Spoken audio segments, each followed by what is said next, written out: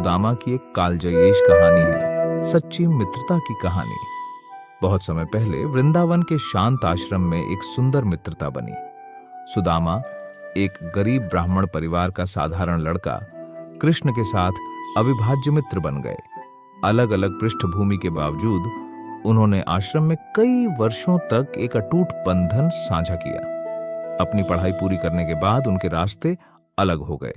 कृष्ण द्वारका के राजा बन गए, जबकि सुदामा अपने परिवार के साथ एक साधारण और किफायती जीवन जी रहे थे।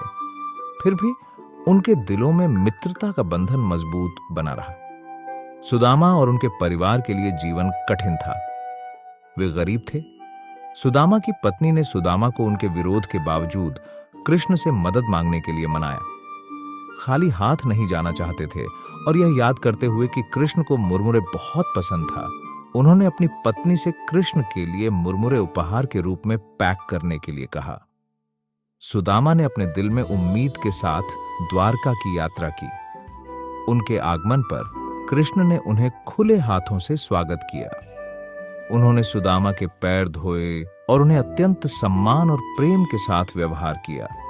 वृंदावन में अपने बचपन के समय की पुरानी यादों को ताजा करने के बाद कृष्ण ने सुदामा की झिझक को महसूस किया। कृष्ण ने मजाक में सुदामा से पूछा कि उसने उनके लिए क्या लाया है। सुदामा ने सोचा कि अब कृष्ण एक राजा हैं और मुरमुरे उनके लिए उपयुक्त उपहार नहीं है। इससे सुदामा शर्मिंदा और हिचकिचा रहे थे। कृष्ण ने फिर से सुदामा से उपहार प्रकट करने का आग्रह किया। अब सुदामा ने कृष्ण की मांग को मान लिया और उन्हें मुरमुरे का बैग दे दिया। प्रसन्न होकर कृष्ण ने मुरमुरे को आनंद से खाया और इसे अब तक का सबसे अच्छा उपहार बताया। सुदामा कृष्ण के प्रेम और विनम्रता से अभिभूत हो गए और उनका दिल कृतज्ञता से भर गया। सुदामा ने कुछ भी मांगे बिना कृष्ण से विदा ली और अपने घर लौट गए। रास्ते में वह इस बात को लेकर चिंतित थे कि वह अपनी पत्नी को क्या बताएंगे कि उन्होंने अपने मित्र कृष्ण से कोई एहसान नहीं मांगा।